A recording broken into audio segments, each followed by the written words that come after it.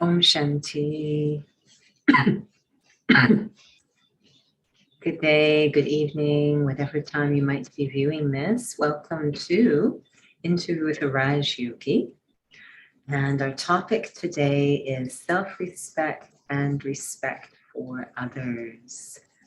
So as usual, we will begin with a little bit of a reflection just to set the tone.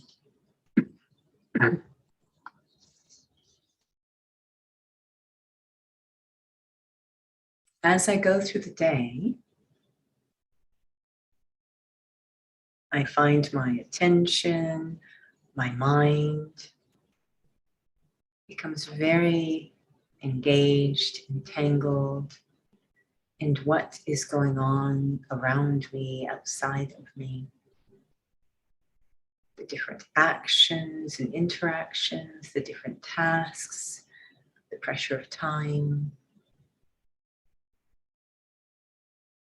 And amidst all of that, I actually begin to forget myself. I get lost in the clutter of day-to-day thoughts. Seated here now, this is my opportunity to reunite with the self, remember the self.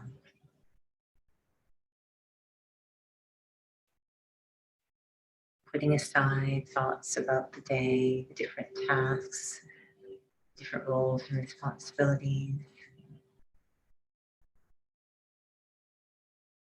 Clearing the space in my mind to hold just a single thought. The self. Not in an ordinary way, but really recognizing the wonder of the self. And life itself.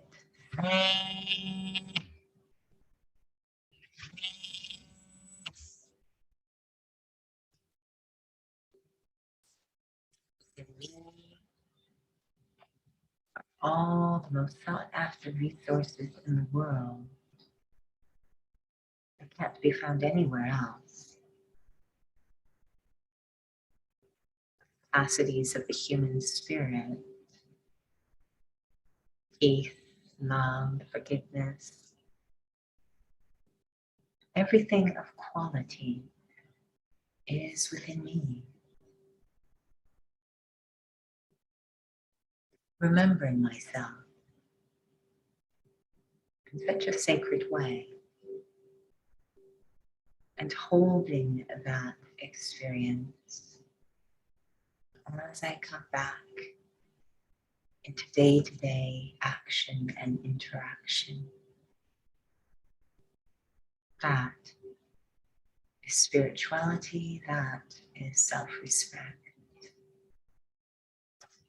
Om Shanti.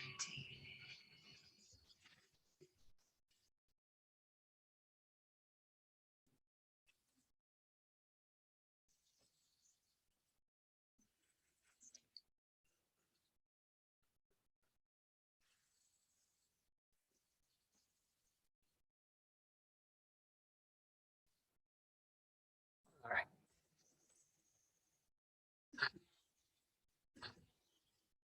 Welcome to those who joined us.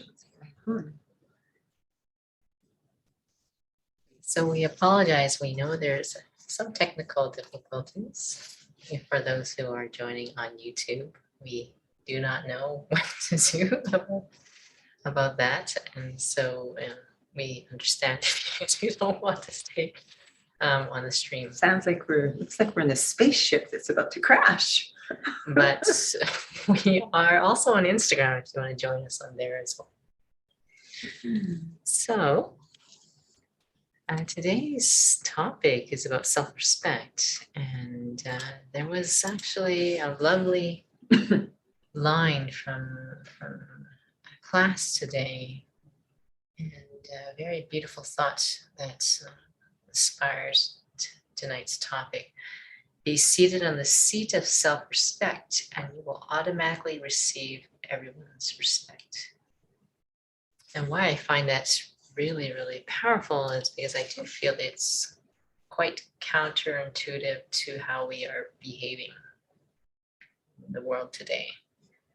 And I'm not even sure if anyone who hears that would really understand what that really means. Hmm. You know, I think definitely we spend or dedicate an amazing amount of our energy during the day really doing the opposite, you know, is getting off that seat and kind of running around trying to garner value from outside in order to have a sense of self-worth or self-value, self-respect. So we're really kind of living upside down. Whereas what the slogan is suggesting is that take that time first. And it makes a lot of sense when we stop and think about it. Take that time first to cultivate one's personal value, not based on anything outside, just innate worth. Experience that. Stop chasing around after it. And that missing piece in the slogan, when I'm on that seat of self-respect, when I really appreciate that personal dignity, I'll actually start to operate differently. I'll actually start to be respectful towards others rather than trying to win respect from others. I will give respect to others. And giving respect to someone has a surprising effect. They actually respect back. So that missing link in the slogan of how we start to operate once we've really cultivated that self-respect. I can foresee a response where it's like, well, then it feels like as if I guess it's basically ego that comes up. It feels like I am having to lower myself to others. But it feels like one should really actually really understand what that experience is like unless they're actually there. Yeah, and the feeling I get from that slogan is rather than lowering myself, I'm actually lifting everything up. We're already pretty low. It's actually lifting. I'm lifting myself up and creating a forum where everyone can be uplifted. So a forum, a culture of respect. So it feels like the whole thing is being raised rather than me lowering myself. Perhaps then just reflecting on that thought, be seated on the seat of self-respect, and you automatically receive everyone's respect. In terms of thinking about just conflict in relationships and those moments when one feels they do not have the respect of others. And I guess we don't, it can be a variety of reasons. Maybe they feel that there's a lot of taking going on.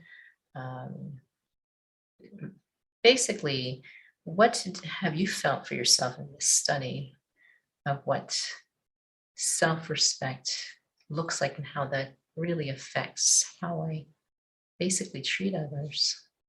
Yeah, there was I've seen a few different quotes on this. I'm thinking of the Eleanor Roosevelt quote, which I won't be able to say verbatim, but the idea was that no one can take my self-respect away from me without my permission.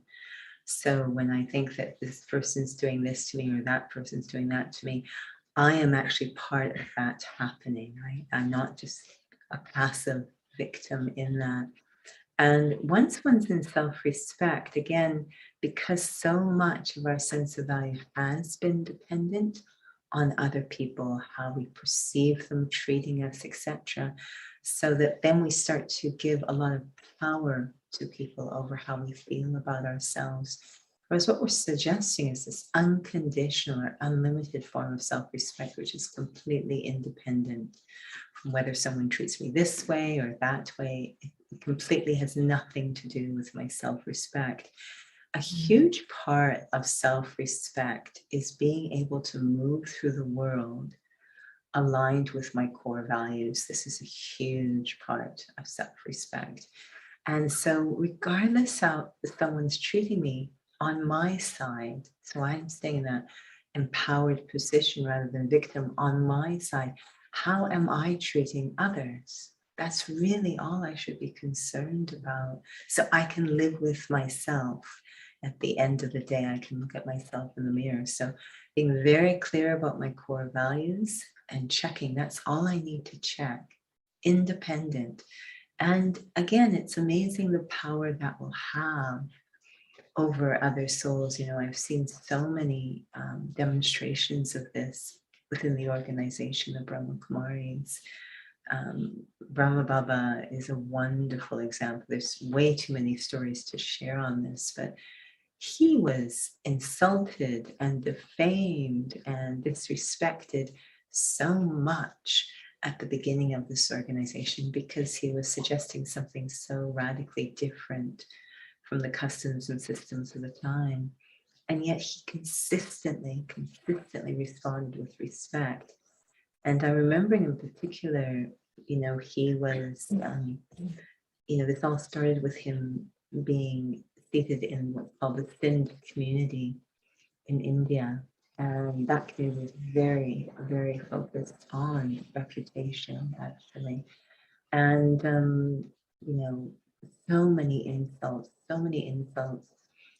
And I remember myself coming to the spiritual headquarters one year, and there was a group of, if you will, next generation from the Sindh community. And to see them really having so much respect for the work of Brahma Baba, his legacy that he himself did not witness, but I was witnessing, you know, that they really, that respect for others eventually does change things. So always am I operating through my core values so I do not lose my self-respect. And yes, it will eventually bring out the best in others too.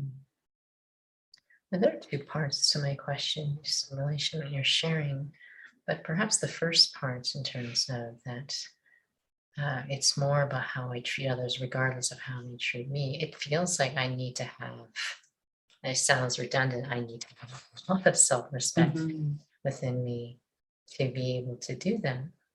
I need to be very full. I can't be needy. You know, I can't be expectations. We say in the study that desires are what's destroying our happiness. Expectations is under the category of desires. So I act a certain way and I expect you to respond in a certain way. And if you don't, then I feel that you have not respected me. It's actually my desires, nothing to do with you, just my desires that destroyed my happiness. So to be free of all of that, and that will happen when I'm full. So then I don't have to be so dependent. And, you know, one thing I've noticed too is that we all kind of have different inner cultures. So one thing that you might feel one thing is a sign of respect, and it might be very different from what I think is a sign of respectful attitude. You know, I might think something completely different. So it's, you know, expecting so much of others really destroys our happiness. You know, here's another question that come up aside from the second part of the question, but in terms of this feeling that of injustice, because that's a pretty strong. So to interrupt, do you think that's plugged in properly in the back? The camera? Yeah. I don't know. Why do you think that's? Sorry, we're going to try something. You'll see my hand get in the way. I don't know if that would actually fix that. Wasn't it. Sorry, go ahead. Maybe. Injustice. No, it didn't. That feeling that, you know, I've been done wrong, and it feels like it basically makes it very impossible to, I would say, to see things in a clear way, to be able to understand where someone else is coming from, to be able to have, you know, some inner space inside that feeling of injustice, but it's a very strong one that comes up in a lot of different ways. Um, we know it's a form of ego, but it's hard to say that to someone or maybe even to yourself when it's actually happening. But and oftentimes it's seen as if it's a sign of self-respect in a very strange way. It's not, right? But not about how you address that, but it's it seems like that aspect just needs to be healed within. Mm-hmm.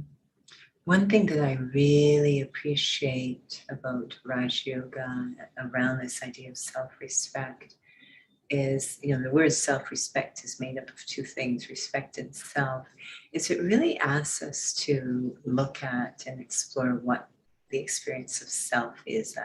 Who am I is the core question of the Raj Yoga course. And that we've kind of disconnected with this true sense of self.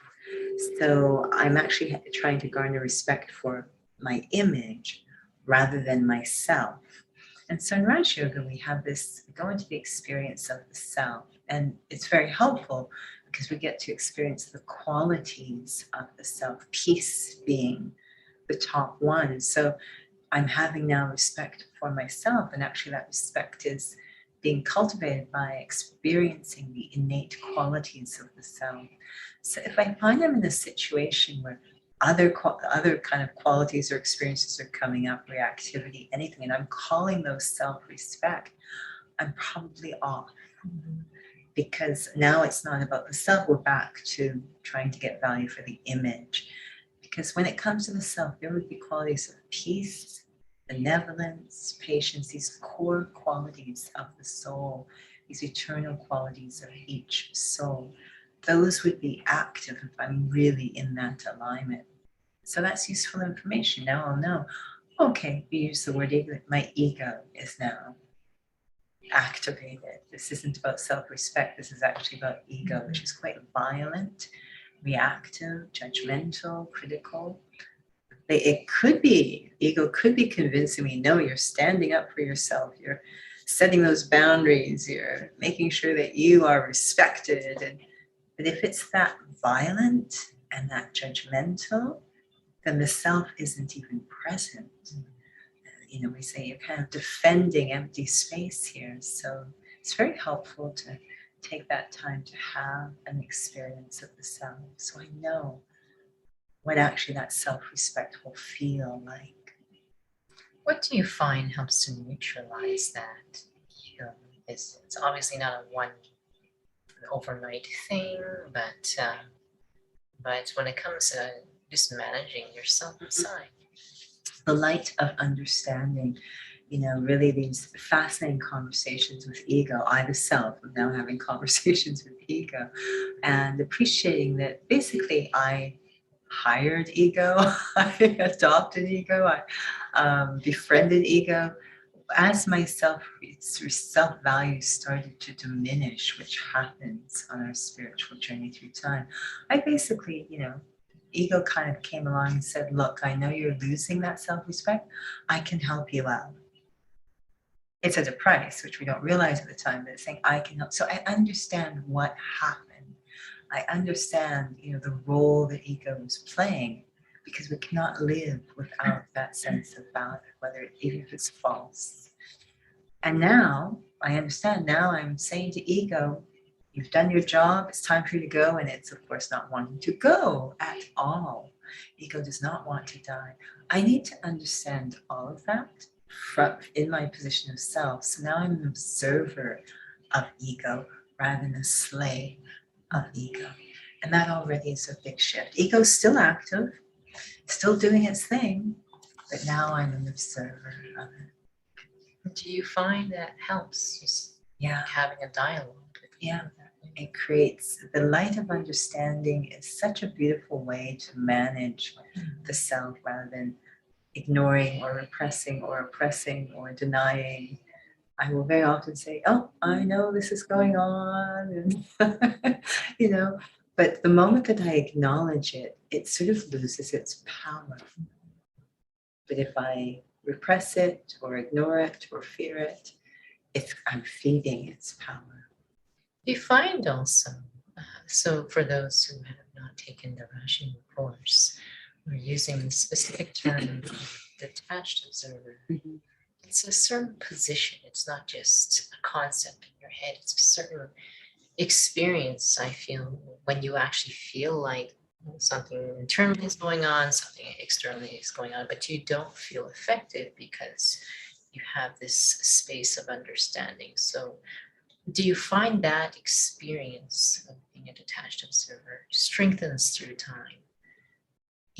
Because ego also recruits certain feelings, strong feelings, actually strong emotions. So to actually feel, like see all that and actually be meaningfully in this space of being a detached observer, we found that actually strengthens through time. It does. I mean, part of what, sort of been alluding to during the questions is this kind of other form of self-respect that we've cultivated.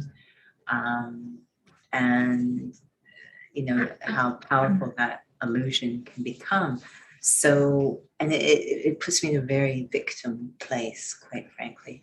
So with the study, we actually have to be very proactive in experiencing the true self. This is very important. I can't be passive. I have to be very proactive. And that experience, that practice is strengthening my detached observer.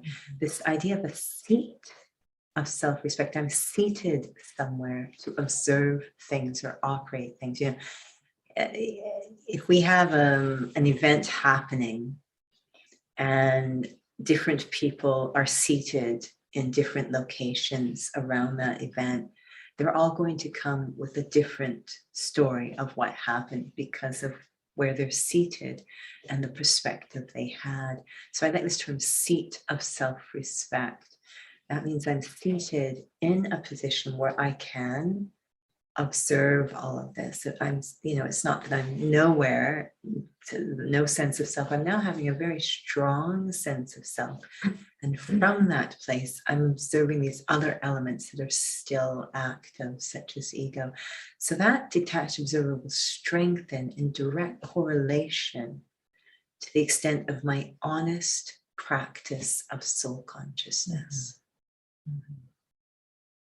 So then I was thinking about, from your earlier part of your sharing about purity, what is the relationship between self-respect and purity in terms of when you were sharing that my capacity to have respect for others, this isn't just something ordinary that we can just have an ordinary conversation about. And I think it's kind of back to this aspect that this is a study of Raj Yoga, because a lot of these words are words that we do use in our day-to-day lives, and to tell somebody just have respect for others, that's what I mean. This is not what we're talking about, but the respect that you're talking about, which actually can affect others. And of course there's the other aspect that I'm not having expectations that will affect others, but that will happen. And the moment you shared that, I was thinking about purity, that it seems like there's something to do with the effect of this aspect of purity, that it touches others. It has a power. And I feel that self-respect, the attitude I have towards myself, has to be quite pure. And that's ultimately what self-respect is, a very pure attitude towards the self. Purity has a power connected to it. And I don't want it to sound like it's occult or magical or anything like that. Think about when you're in the presence of a little baby, very pure little being, and how that affects us and transforms us. There's nothing magical or occult going on there, but purity, innocence, it has a power over us. What it does is it touches a very deep part of us and activates that. It touches the original state, the most pure part within ourselves. So if we're around someone who's in that pure place, yes, on the surface, I might be irritated by it because it's reminding me that I've lost something. But at a very deep level, it really does touch our heart. It really does change us, affect us. So this is the power of purity. So if I'm in that state, yeah, on the surface, some might be a little irritated or whatever the case, but deep down for every soul, we're suggesting there is that innate goodness, that purity, and it will be touched when it's around purity. So the reason I share that, because sometimes I do hear some souls who say, I do my best, I try to be this way with others, but I'm not talking about from that authentic place, but again, back to just trying to gain respect from others.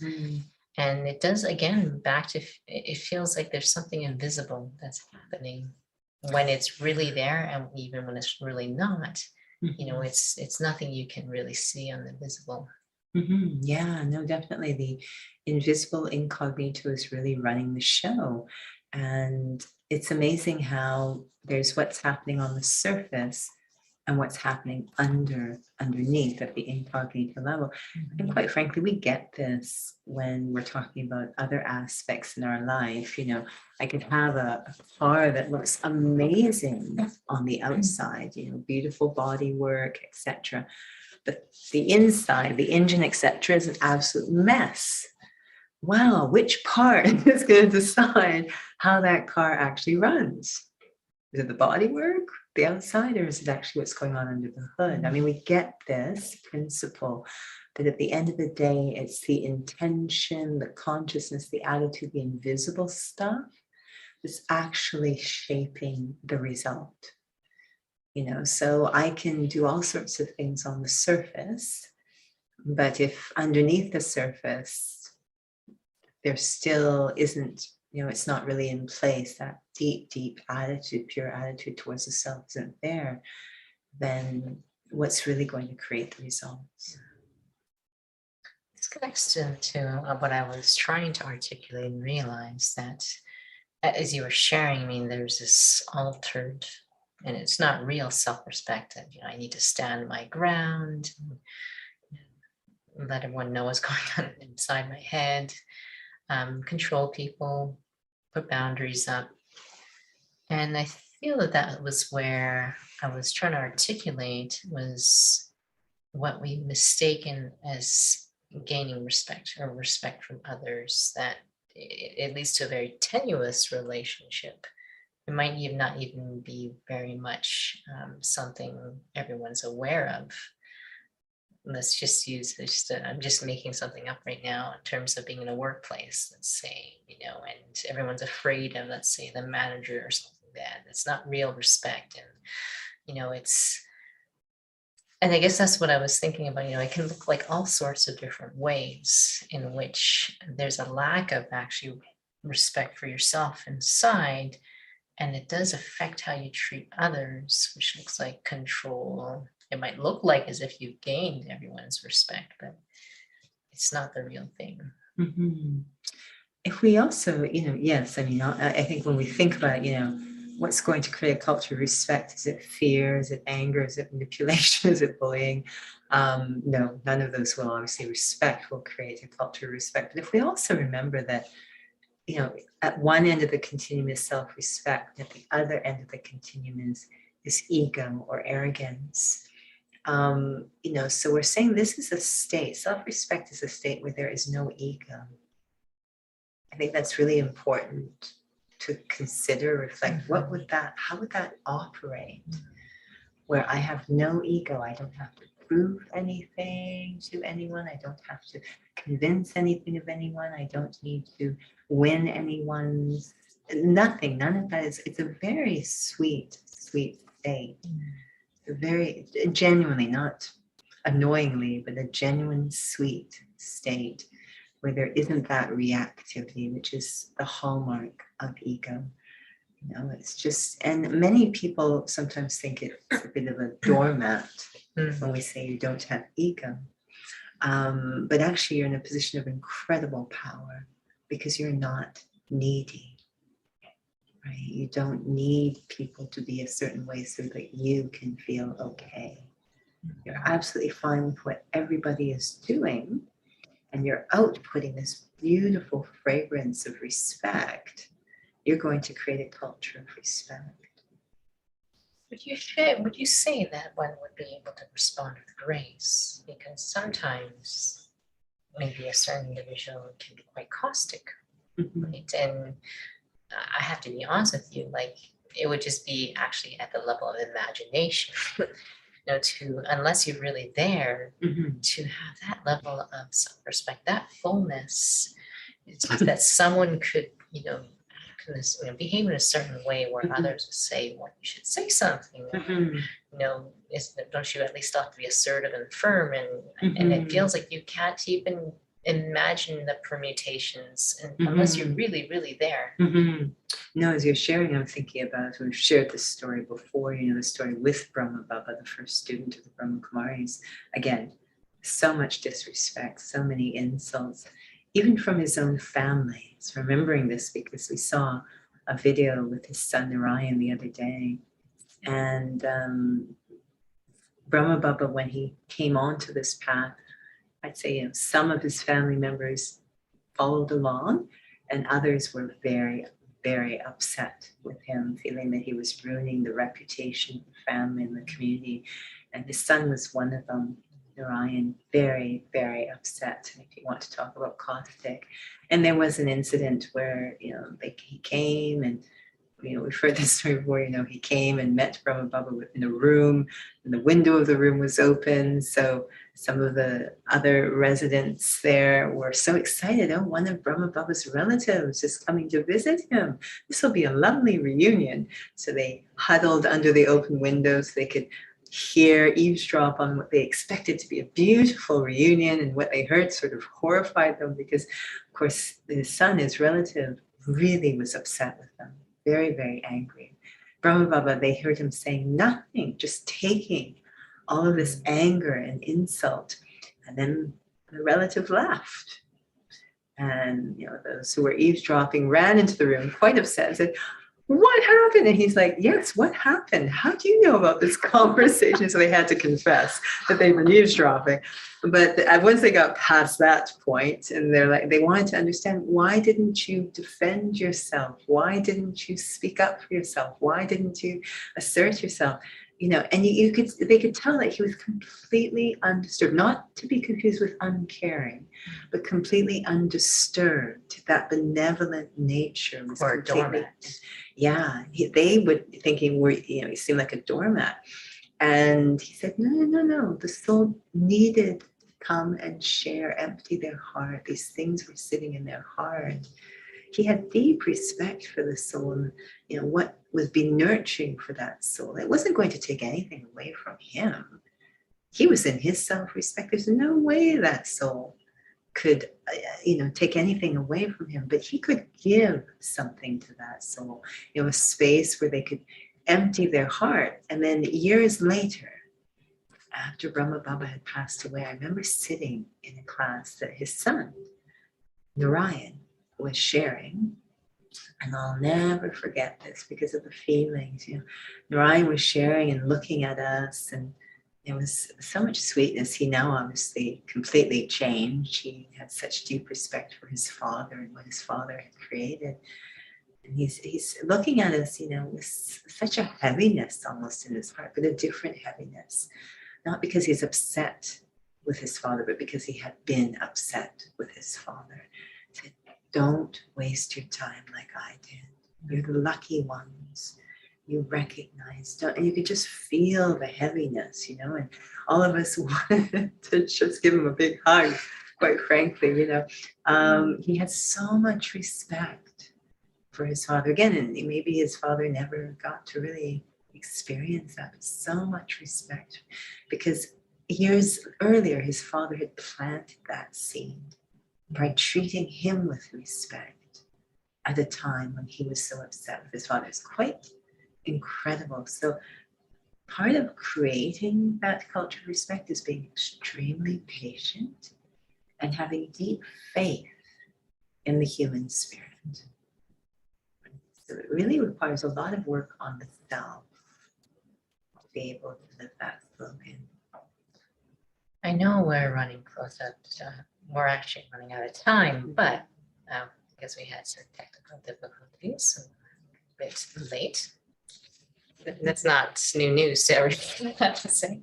But just when you're sharing about that last thought, I was really thinking about how one handles themselves because they want that for themselves so much, and that it's going to be a roller coaster ride. Would you say that there needs to be that level of patience, understanding with themselves? Because it would be nice to be able to be like that for others, but one's not even there yet. Yeah, understanding to me is really king on the spiritual journey. It's a feminine quality, but it's king on the spiritual journey. It's absolutely critical to be able to keep moving forward and not be shut down by illusions or reactivities or any of this within the self. So I need to learn as my very honest practice of soul consciousness keeps advancing, then I actually treat myself with more and more respect. We always have that saying, would you treat someone else that way? And so this idea of how I am able to manage myself in a very firm way, but without any violence, a lot of understanding with all of these dynamics that are often erupting inside, or, I keep slipping into that same loop again. And, to not lose faith in the self, to understand how deep rooted this is, to appreciate, really the enormity of what we're trying to achieve. This is one of the big ones, actually, respect for the self. I really feel it's the cornerstone of spirituality. That if you have this, we can say egalistic, this deep regard for the self within, that is unconditional, independent of anything or anyone, you've got gold. Like it really is the juggernaut of it all. So it's not something that necessarily, it would be lovely if it happened overnight, but it's a wonderful journey because you acquire so much wealth along the way, and that wealth is the understanding that you acquire along the way. So you'll have so much empathy for others, so much empathy, and that's part of that respect for others through having to work through your own dynamics, using the understanding on yourself. You'll have a lot of understanding towards others, and that is a form of respect for others. So you're really gaining a lot as you're navigating through all that inside. Yeah. I feel, in a genuine way, I really feel that that's very meaningful aspect to remember. Well, perhaps maybe we'll have a little reflection. I feel that this is such an important topic.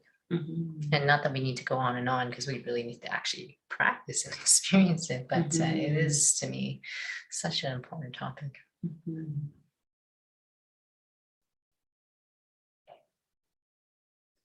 I bring into my mind's eye the image of a beautiful flower growing out of the ground. It's very healthy, it's very strong, stands tall. It's not any normal flower.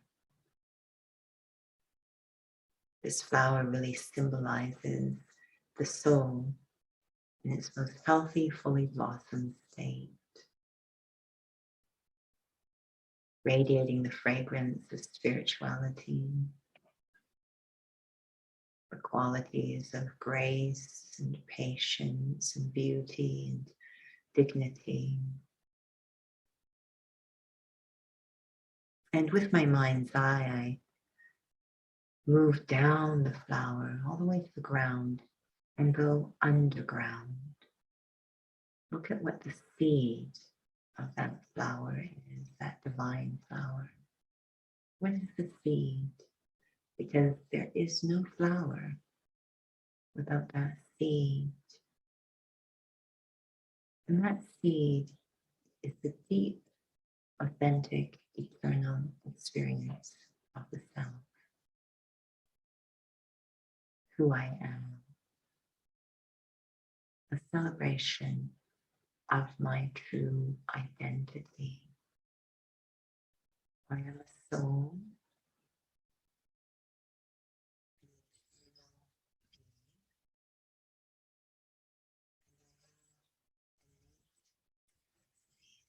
And deeply peaceful, deeply content, very benevolent, very full, so content. This experience of being a soul, very deep, timeless experience. That's the seed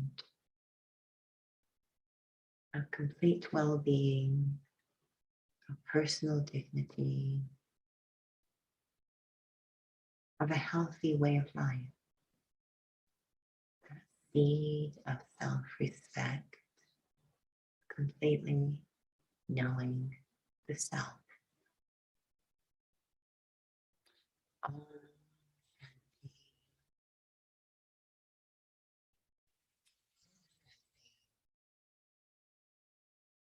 We're sitting here, I can't ask you what's coming up next. Well, I don't really have anything new or interesting to share. I know we are close to completing January, and so we will be having a new schedule out for February soon, and then we'll be updating the website. But the usual sessions, so Soul Cafe on Saturdays, the experience sessions, we did add a new one to Fridays since the beginning of January. So for those who really would benefit from the experience of being a soul, please join us on the Tuesdays and Thursdays, as well as the Fridays and Sundays at 6:30 in the evening for a full hour. And that's on our YouTube channel. And otherwise, we also have World Meditation Hour. That's on the third Sunday of the month, same time as well. But please feel free to visit our website in the next couple of weeks as we new sessions, of course. So thank you again for joining.